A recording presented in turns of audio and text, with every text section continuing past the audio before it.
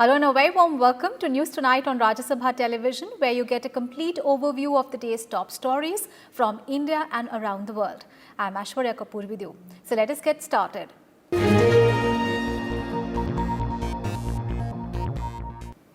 Rajya Sabha Chairman M. Venkaiah Naidu reviewed the preparedness for the ensuing monsoon session of Parliament. Chairman Naidu had directed Rajya Sabha Secretariat to expedite the work of ensuring several additional installations due to COVID-19 induced social distancing norms.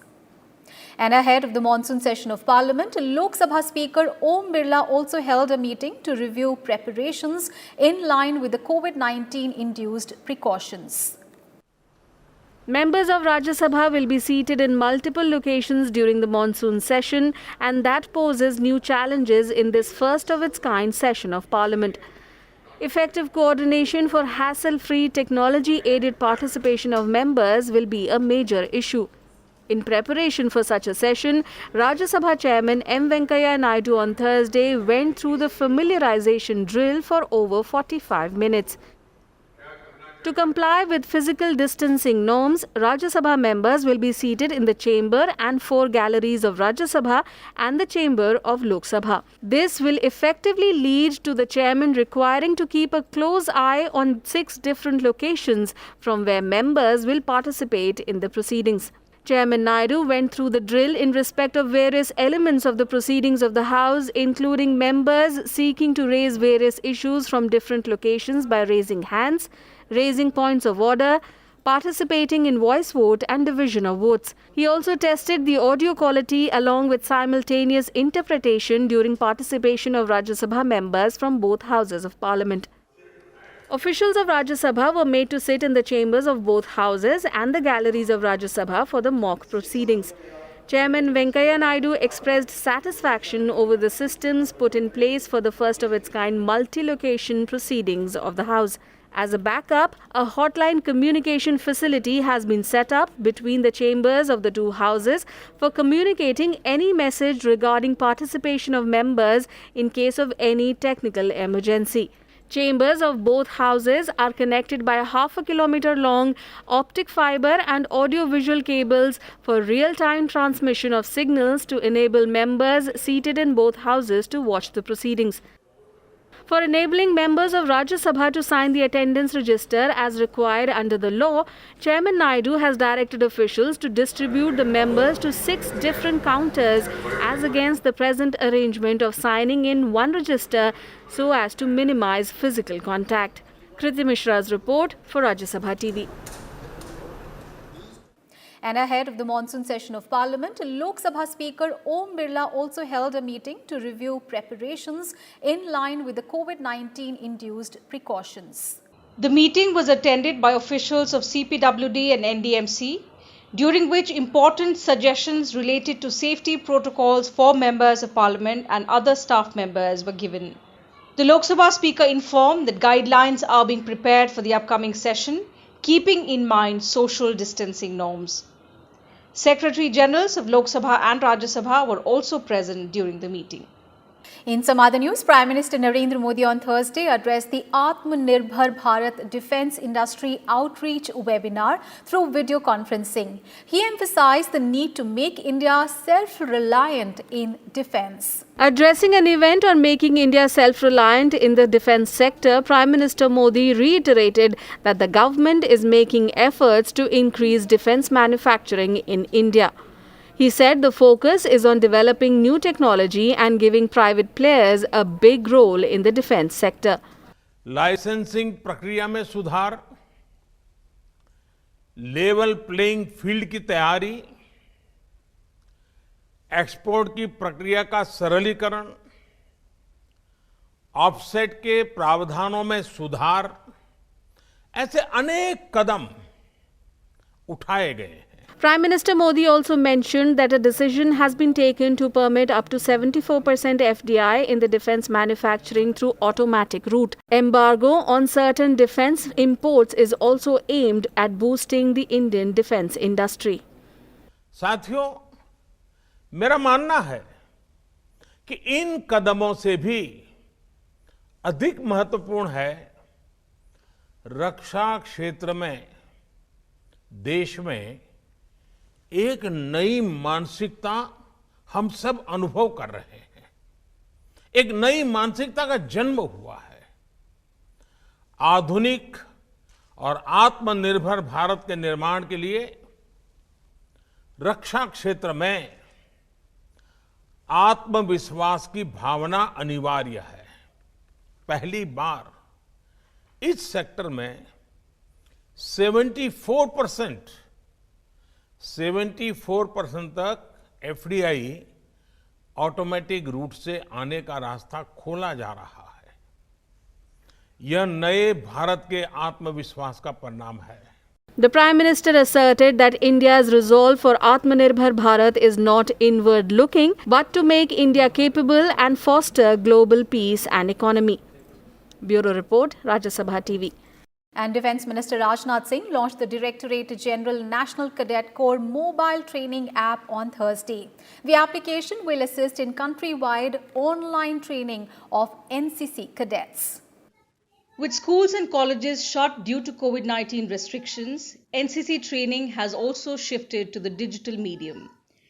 Rajnath Singh said the app will help NCC cadets in digital learning and overcoming the restrictions posed on direct physical interaction. The Defence Minister praised the contribution of over 1 lakh NCC cadets in fighting against the pandemic by supporting the frontline corona warriors. Later, the Defence Minister delivered the keynote address at a webinar, Atmanirbhar Bharat Defence Industry Outreach. Rajnath Singh said India wants to become self-reliant to contribute to the world in a better way. In this direction, he mentioned bold policy reforms like the ban on import of 101 defence items. He also asserted that through collaborative efforts, we will not only make in India, but make for the world. Civil administration को भी समय समय पर जब भी जरूरत पड़ी है हमारे एनसीसी के कैडेट्स ने सहयोग किया है। और यह सेकेंड डिफेंस लाइन जो हमारी एनसीसी बोली जाती है, एनसीसी के हमारे कैडेट्स, यानी 65 और 71 की जो वार हुई है, उस वार में भी सेकेंड लाइन में रहकर जो एक भूमिका निभानी चाहिए वो हमारे एनसीसी के कैडेट्स ने निभाई है। Chief of Defence Staff General Bipin Rawat also spoke at the event. He said India has the capability and the will to produce high-end indigenous weapon systems. And now an update on the COVID-19 situation in our country. For the first time since COVID-19 hit India, over 75,000 new infections were reported in a single day, after nearly 3 weeks of new cases ranging between 60,000 to 70,000.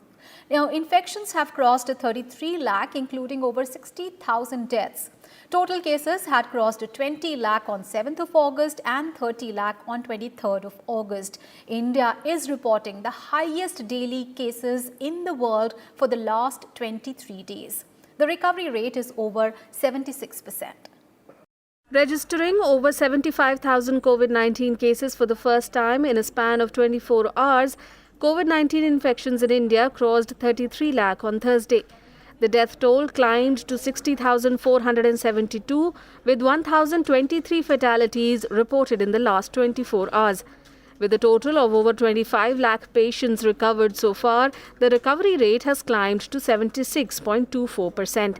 The COVID-19 case fatality rate has declined to 1.83%. There are over 7.25 lakh active cases of coronavirus infection in the country. Maharashtra, Andhra Pradesh, Karnataka, Tamil Nadu and Uttar Pradesh reported the highest new infections and deaths in the last 24 hours. Maharashtra, the worst hit state, registered close to 15,000 new cases and 295 deaths. Karnataka reported 133 new deaths. The novel coronavirus had spread in urban areas in the initial months, but now the infection is also spreading through rural areas and smaller towns.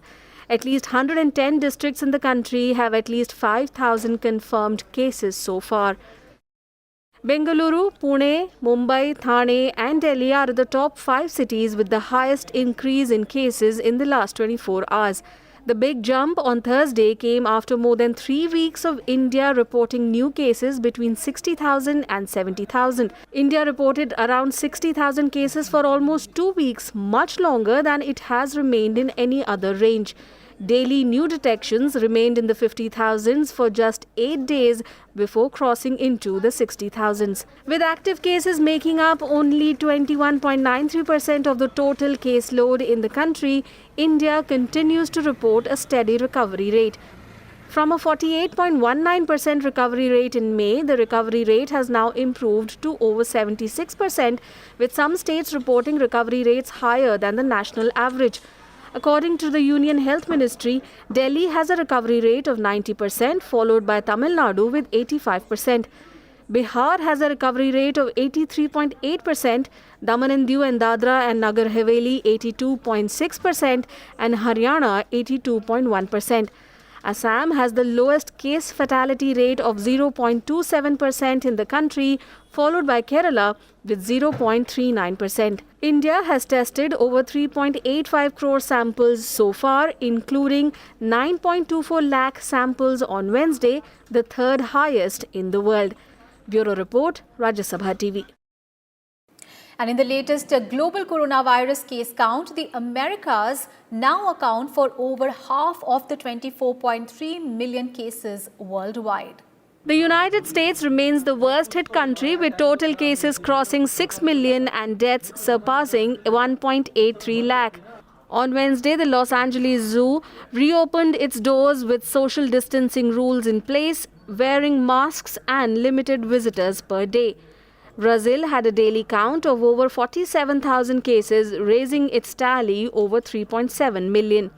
France had its biggest post-lockdown daily spike of 5,429 COVID-19 cases. Cases are now rising in 1,295 new clusters, bringing nationwide infections to over 2.5 lakh. Spain also has a resurgence of infection in recent weeks.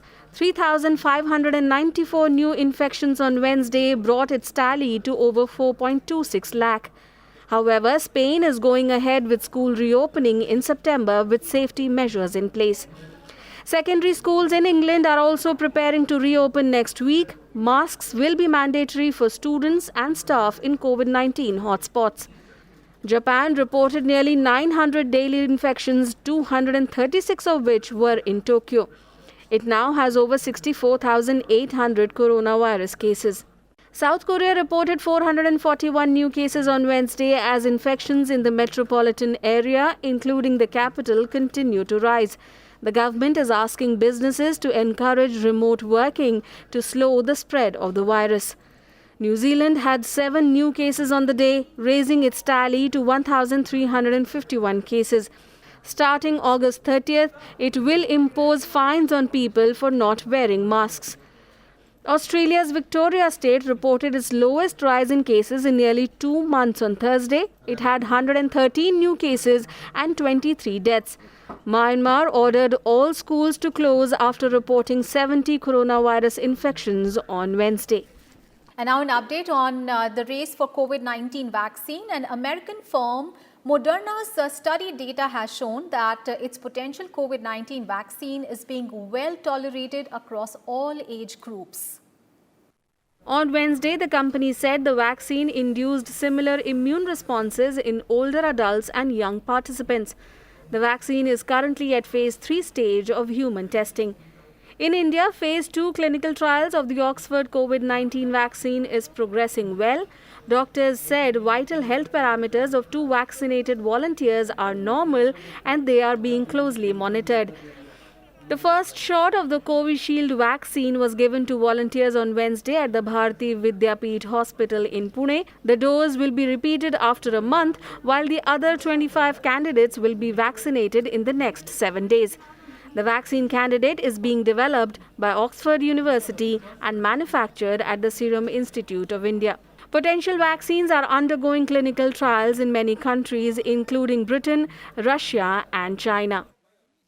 In some other news, the RBI says there will be more definitive estimates on inflation and growth after clarity on the COVID-19 curve. RBI Governor Shaktikanta Das asserted that the Apex Bank has not exhausted its options, be they on rate cuts or policy actions. He also reiterated that the government's response to the pandemic has been fiscally responsible, prudent, and very calibrated. Addressing a webinar on Thursday, RBI Governor Shaktikant Das assured that the country's banking system continues to be sound and stable. He emphasized that after the pandemic is contained, a careful trajectory needs to be followed to bring normalcy to the financial sector. Das also added that India's banking sector needs reforms. He emphasized that rather than becoming averse to lending, banks need to improve their risk management and governance frameworks and also build resilience. Das also said that the debt resolution framework is expected to give durable relief to borrowers facing COVID-related distress. Das also said that the debt resolution framework is expected to give durable relief to borrowers facing COVID-related distress. Kriti Mishra, Rajya Sabha TV. Vice President M. Venkaiah Naidu addressed a webinar to mark the 125th birth anniversary of social reformer and noted Gandhian Acharya Vinoba Bhave. On the occasion, the Vice President called for creating a Sashakt Bharat, a Swabhimani Bharat and an Atmanirbhar Bharat as envisioned by Vinoba Bhave and Mahatma Gandhi. Praising Acharya Vinoba Bhave for his effort in disseminating Mahatma Gandhi's philosophy, Vice President M. Venkaiah Naidu said, Vinoba Bhave was a true Gandhian who worked for the empowerment of the poor. He also emphasized nurturing entrepreneurial talent among youth to make India self-reliant. I call upon the organizations like Harijan Sevak Sangh and others to identify and impart entrepreneurial training as part of the development into Atmanirbhar Bharat in the years to come. Our self-reliance is not about being ultra-nationalist or protectionist, but to become a more significant partner in global welfare. Vice President Naidu said youngsters must be educated about the works of great leaders like Vinoba Bhave, who gave direction to social and economic progress of the people. I am happy that Harijan Sevak Sangh has planned a series of online programs to celebrate Vinoba Bhavaji's 125th birth anniversary. It is essential to educate the youngsters, the present generation, about the life and works of great leaders and about the necessity of Sarvodaya and Antyodaya approach for social unity and economic equity. The Vice President noted that through the Bhudan movement, Vinoba Bhave, just like Gandhiji, showed that lasting changes are possible with people's active participation without coercion and violence. Like Gandhiji, Vinoba Bhavaji also brought about the change without coercion, without violence. Both have demonstrated that positive, lasting changes are possible with people's active participation. This is a lesson for all of us. The Vice President said a fitting tribute to Vinobaji on his 125th birth anniversary would be to work in an integrated manner for the rural population. Social reformer and freedom fighter Vinoba Bhave started the Bhudan movement in 1951 when he appealed to landowners to donate their land to the poor and landless. With inputs from Navvikram Singh, Bureau Report, Rajya Sabha TV. The Goods and Services Tax Council met on Thursday to discuss compensation for the states having a revenue shortfall. Finance Minister Nirmala Sitharaman chaired the 41st GST Council meet. Two options of compensating the states were discussed, including borrowing from the Reserve Bank of India. The Finance Minister said the options are only for the current fiscal. The GST Council will look into the issue again next April. Many states have complained that they had not received GST compensation on time. Under the GST law, states are guaranteed payment for loss of revenue in the first 5 years since the new indirect tax regime came into force in July 2017. Addressing the media, Revenue Secretary Ajay Bhushan Pandey said the GST collection was severely impacted due to the coronavirus pandemic this year. Union Minister of State for Finance and Corporate Affairs Anurag Thakur and finance ministers of all states and union territories were present at the meeting. We very clearly said in both the options, for reasons which we mentioned during the meeting, that we shall facilitate talking to the Reserve Bank and getting it at a GSEC proportionate number of years linked rate for all the states, so that each state doesn't have to go running for the loan and face different situations, and in the process the bond yields or the loans are given at a higher rate of interest, meaning the yields should not be too hardened. So we said we'll facilitate it, but the borrowing can be done in the name of the states, and all states roughly can get the same rate of interest and so on. The Parliamentary Standing Committee on Commerce held discussions on attracting investment in post-COVID economy, challenges and opportunities for India on Thursday. Heavy Industries Secretary Arun Goyal made a presentation before the committee regarding this. The panel is headed by V. Vijay Sai Reddy. 14 members were present at the fourth meeting of the committee. In the coming weeks, the committee will hold discussions with experts and officials in several sectors, including heavy industry, automobiles, electronics and MSME. On Wednesday, the committee held discussions with representatives of the Automotive Component Manufacturers Association of India and the Society of Indian Automobile Manufacturers. News from Uttar Pradesh. The Bharatiya Janata Party has announced the name of party spokesperson Syed Zafar Islam as its candidate for the upcoming by-election for the lone Rajya Sabha seat from Uttar Pradesh. A party statement said the Central Election Committee has given its nod for Syed Zafar Islam's name. The election for this seat has been necessitated due to the death of Rajya Sabha MP Amar Singh. Syed Zafar Islam is a low-profile BJP leader and a former banker. Meanwhile, the Election Commission has issued a notification for the by-poll. The by-poll is slated to take place on September 11th. The last date to file nominations is September 1st.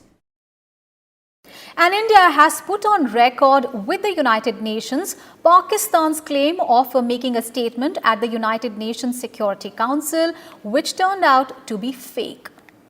On 24th of August, Pakistani mission to the United Nations tweeted a statement of Pakistani envoy to UN Munir Akram claiming that it was presented at the UNSC. It said the statement was made at the open debate of the Security Council on the report of the Secretary General on the threats to international peace and security posed by terrorism actions. The claim was fake given the Security Council session was not open to non-members of the body, and Pakistan is not a member of the UNSC and thus cannot make the statement. India informally sought clarification from the UNSC on the matter after it was told by Indonesia, which is the current president of the United Nations Security Council, that Islamabad's statement will not go on record. Pakistan's assertion that the SRO does not mean that it admits to the presence of listed individuals on its territory or that it would impose any new measures on these listed individuals lays bare its insincerity in responding to legitimate expectations of the world that they will track down international terrorists based on their soil. Pakistan has not only maintained its opposition to this international consensus, but it has also chosen not to act against these international terrorists. As we have said earlier, Pakistan has never taken any credible and verifiable action against terror entities or listed individuals, including the most wanted ones.